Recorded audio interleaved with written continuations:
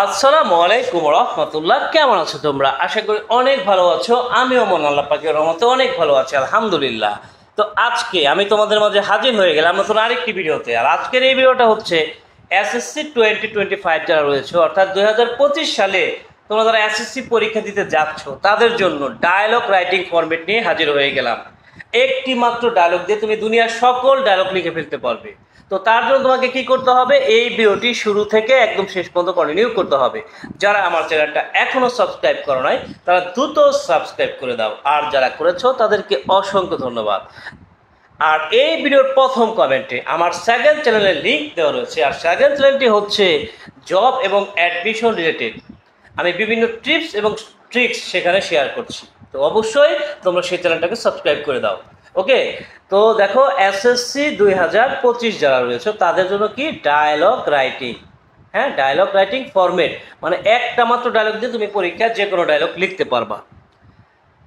তো তার জন্য এই ভিডিওটা তোমাকে শুরু থেকে একদম শেষ পর্যন্ত কন্টিনিউ করতে হবে। তো এখানে একটা স্যাম্পল কোশ্চেন দেখতে পাচ্ছ, যে বলা হচ্ছে write a dialogue between you and your friend about importance of learning English.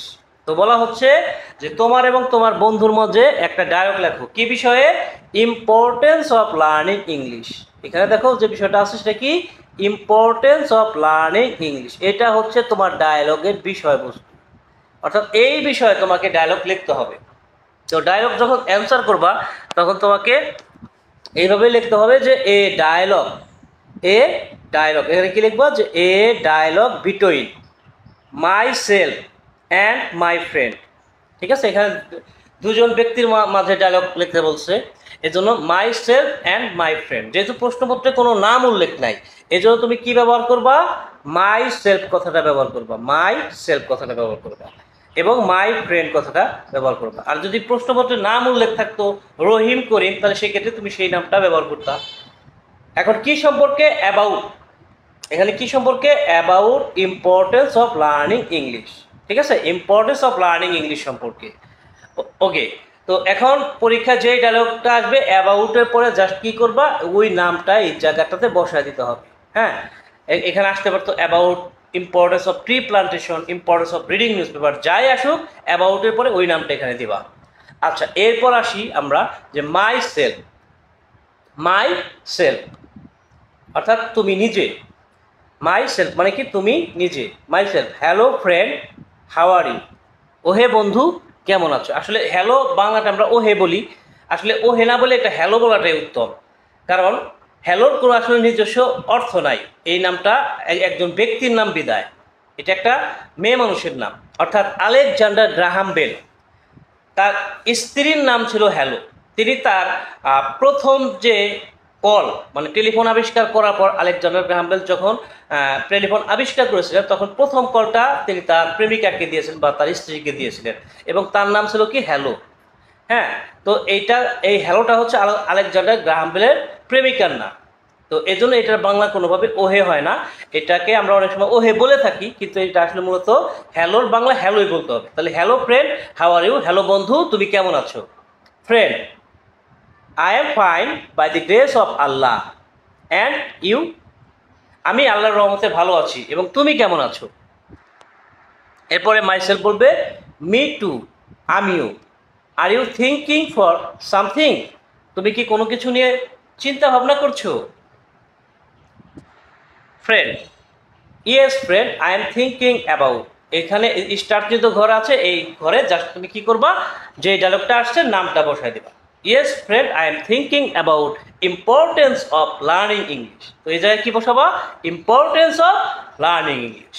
এরপরে myself, well would you tell me about, এখানে আবার স্টার্ট চিহ্ন ঘর, তাহলে এখানে আবার তুমি কি লিখবা? Importance of learning English. যে ফাঁকা জায়গা আছে অর্থাৎ স্টার্ট চিহ্ন ঘরে তুমি কি লিখবা? Importance of learning English. তুমি কি আমাকে ইংরেজি শিক্ষার গুরুত্ব সম্পর্কে বলবে। Friend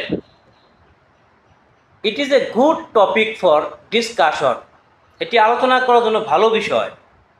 but I have a little ideas on it, কিন্তু এই বিষয়ে আমার সামান্যতম ধারণা রয়েছে। এরপরে myself no problem, no problem, সমস্যা নেই। Tell me what tell me what you know, আমাকে বলো তুমি যা জানো। এরপরে ফ্রেন্ড বলতেছে আই থিঙ্ক, মানে আমি মনে করি। এরপর দেখো কিছু অংশ ফাঁকা আছে, এখন যে বিষয়ে ডায়লগটা আসছে সেই বিষয় সম্পর্কে কিছু কথা লিখতে হবে। আই থিঙ্কের পরে কি আছে, ডট ডট ডট ডট আছে। এই ডট ডট অংশে এখন তোমাকে ডেসক্রিপশন বা বর্ণনা দিতে হবে, যে ডায়লগটা পরীক্ষায় আসছে সেই ডায়লগটার কি দিবা, বর্ণনা দিবা। তো এই জায়গাতে যে বর্ণনা দেওয়া আছে এটা শুধু গুড সাইড এবং ব্যাড সাইডের জন্য, যে কোনো গুড সাইড বা ব্যাড সাইড রিলেটেড টপিক থেকে মূলত ডায়লগটা দেওয়া হয়। তো স্টার চিহ্নিত ঘরে ওই টপিকটার নাম বসায় দাও, যে আই থিঙ্ক, তারপরে স্টার চিহ্নিত ঘরে নাম বসায় দাও। যেমন importance of learning English is a burning question now, অর্থাৎ ইংরেজি শিক্ষার প্রয়োজনীয়তা এখন একটি আলোচ্য বিষয়। It is a part and parcel of our life, it is a part and parcel of our life. হ্যাঁ, অর্থাৎ এটি আমাদের জীবনের অবিচ্ছেদ্য অংশ। এটা হচ্ছে গুড সাইডের জন্য তুমি কি লিখবা, ইট is a part and parcel of our life, it is a part and parcel of our life. কিন্তু ব্যাড সাইড থেকে যখন আসবে তখন তোমাকে লিখতে হবে ইট is a common affair of the world. যদি ব্যাড সাইড থেকে আসে তাহলে তোমাকে লিখতে হবে ইট is a common affair of the world. ঠিক আছে? আচ্ছা, এখন তারপর কি লিখবা, we can not keep pace with the present world without বা ফর ইট। যদি গুড সাইড থেকে আসে তাহলে তুমি কি লিখবা উইদাউট, আর ব্যাড সাইড থেকে দেওয়া হয় তাহলে সেক্ষেত্রে ফর ব্যবহার করতে হবে। ঠিক আছে? ওকে। আচ্ছা, এরপরে কি আছে, my self, what should we do for it, এর জন্য আমাদের কি করা উচিত। Friend, as it has positive বা নেগেটিভ ইফেক্টস। যদি গুড সাইড হয় তাহলে তুমি পজিটিভ লিখবা, আর ব্যাড সাইড হলে তুমি নেগেটিভ লিখবা। ইন আওয়ার লাইফ, যেহেতু এই বিষয়টা আমাদের জীবনে ইতিবাচক বা নেতিবাচক ফলাফল রয়েছে বা নেতিবাচক দিক রয়েছে, উই হ্যাভ টু কনফার্ম বা সোলভ, এইখানে স্টারচিহ্নিত ঘরে নাম বসায় দেবা। এখন তোমাকে অবশ্যই মনে রাখতে হবে কনফার্ম হচ্ছে গুড সাইডের জন্য লিখবা, আর সোলভ লিখবা ব্যাড সাইডের জন্য। ঠিক আছে? But it is not an easy task, কিন্তু এটি সহজ কাজ নয়। Because nothing is done overnight, কারণ রাতারাতি কোনো কিছুই হয় না। But a man can do everything by the grace of Allah.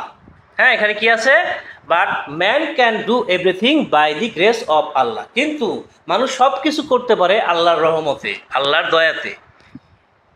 If we work hard with our community we can ensure বা সোল, এখানে স্ট্রাকচার করে নামটা বসাই দেওয়া। তো এখানে কি আছে যে if we work hard with our community we can ensure বা সোল, এখানে এনশিওর বসাবা গুড সাইডের জন্য, আর সোল বসাবা ব্যাড সাইডের জন্য। এবার স্টার চিহ্নিত করে নামটা বসাই দেবা। ওকে? আচ্ছা, ওকে। এরপরে myself, thanks for sharing your ideas, thanks for sharing your ideas about, এখানে স্টার চিহ্নিত করে নাম বসাই দিবা।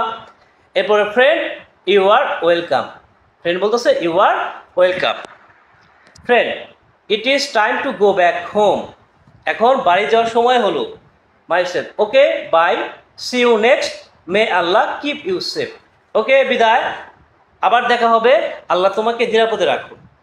তো এই হচ্ছে ডায়লগ ফরম্যাট। তো এখানে দেখো যে কোনো ডায়লগে তুমি কিন্তু লিখে ফেলতে পারো, তবে যদি এই দুইটা বিষয়ে ডায়লগটা চলে আসে, যেমন প্রিপারেশন অফ এক্সাম আর প্ল্যান আফটার এক্সাম বা সামার ভ্যাকেশন নিয়ে কোনো ডায়লগ চলে আসে, তাহলে তোমাকে কি করতে হবে, এই যে প্রিপারেশন অফ এক্সামের জন্য দেখো ডেসক্রিপশন দেওয়া আছে, প্রিপারেশন অফ এক্সামের জন্য যে ডেসক্রিপশন দেওয়া আছে, হ্যাঁ, প্রিপারেশন অফ এক্সামের জন্য কি আছে, ডেসক্রিপশন দেওয়া আছে, বা প্ল্যান আফটার এক্সাম বা সামার ভ্যাকেশনের জন্য ডেসক্রিপশন দেওয়া আছে। এই ডেসক্রিপশন কোথায় বসাবা, এই ডেসক্রিপশনটা তোমাকে বসাতে হবে এই জায়গায়, আই থিঙ্ক, এরপরে dot dot.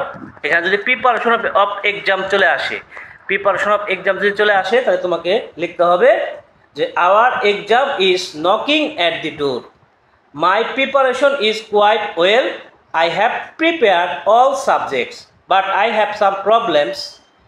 I have some problems in English. I am trying to recover my problems by the help of my teachers. ঠিক আছে, এটা হচ্ছে প্রিপারেশন অফ এক্সামের জন্য এই ডেসক্রিপশনটা ফাঁকা জায়গায় বসায় দিবা। অথবা যে চলে আসে প্ল্যান আফটার এক্সাম বা সামার ভ্যাকেশন, তাহলে এখানে যে ডেসক্রিপশন আছে সেটা বসাবা। Our exam has already been finished, now we have enough time, so I have decided to go to our village. There are many illiterate people in our village. They do not know how to read or write. I want to teach them. এই যে description আছে এইটা বসাবা। যদি plan after exam বা summer vacation, aim in life এইগুলো চলে আসে, তাহলে এই ডেসক্রিপশনটা বসাই দিবা। ঠিক আছে, তো এইভাবে কিন্তু তুমি যে কোনো ডায়লগ কিন্তু পরীক্ষার খাতায় লিখে ফেলতে পারবে এবং সেটা মানসম্মত হবে এবং তুমি ফুল মার্কস পাবে। তো এই ছিল আজকের আলোচনা। আগামীতে কথা বলবো অন্য কোনো টপিক নিয়ে। সেই পর্যন্ত সবাই ভালো থাকবে, সুস্থ থাকবে, সুন্দর থাকবে। টাটা, আসসালামু আলাইকুম রহমতুল্লাহ।